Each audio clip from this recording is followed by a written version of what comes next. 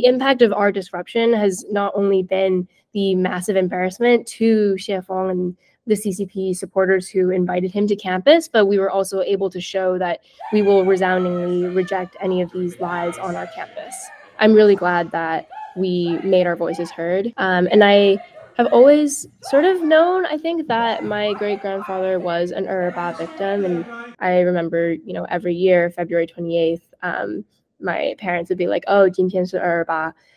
But I don't think I truly really understood what it was until I started getting curious about my great-grandpa. This was my sophomore year of high school that I started learning more and researching about him. It was definitely a really, really powerful learning experience for me to not only learn about my great-grandpa, but also to learn about Taiwanese history as a whole. I think I'd grown up insisting on my non-negotiable Taiwanese identity, but understanding Taiwan's authoritarian past is what sparked my realization that we can't take democracy for granted.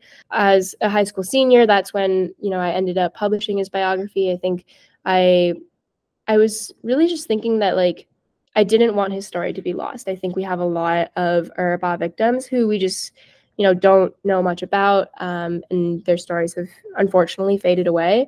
But I think being able to make sure that my great-grandpa's story is told, and also to have it told in English, and be accessible to people like me who are Taiwanese American, I think is really important. The more that I did this research, the more that I learned, the more that I felt some sort of imperative to protect Taiwan's hard-earned freedom. And so my freshman year, I interned with the Project 2049 Institute, which is, a think tank focusing on security in the Asia Pacific. And I did that as a freshman at Harvard. And that was, again, a really, really informative experience. And it deepened my understanding of China's threats, of course, but also, all of these connected factors between political science and international relations and economics that shape the challenges that Taiwan's facing.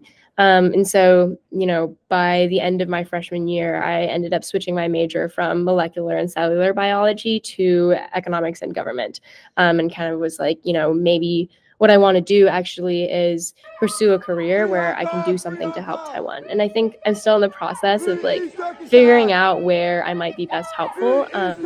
And it's been interesting because I think through the coalition, I've been able to meet other Taiwanese students who are kind of along the same line of thinking of, we want to help, but what is the best way to help? For as long as I can remember, in preschool, I was writing, oh my God, I want to be a doctor in my diary. And I think the switch from having this very, very clear career path that I think, is very well respected to a very uncertain career path of, I want to do something for Taiwan, but I don't know what's best. I don't know what job that looks like. I think that's what was scary for me, especially with the knowledge that maybe not every job that I pick is going to be able to have an impact that is super visible to me immediately or in the short run. And I think, making that decision to switch to something that is very uncertain and unclear for my future was definitely a scary thing. And so I was talking to my dad about this dilemma that I was having of, do I make this switch? And what my dad told me was, the next 50 years are going to be the most important for Taiwan.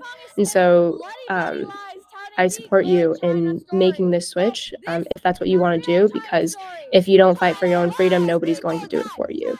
And I think that conversation has really stuck with me and has been a really big part of why I think despite all of these scary uncertainties, I still feel very confident in this decision to do something for Taiwan with my career. We're a coalition of Tibetan, Taiwanese, Uyghur, Chinese, and Hong Kong students working towards our collective liberation. And the goal of what we're doing is to take cross-movement solidarity to that next level in three kind of main ways. We have three main pillars, which are research, restore, and resist. I also recognize that, as a Taiwanese American, I think I have the privilege of a lot more freedom and security than a lot of my other cross-movement friends. And so one of the important things for me is utilizing that privilege to do what I can do and support and further their freedom movements as well.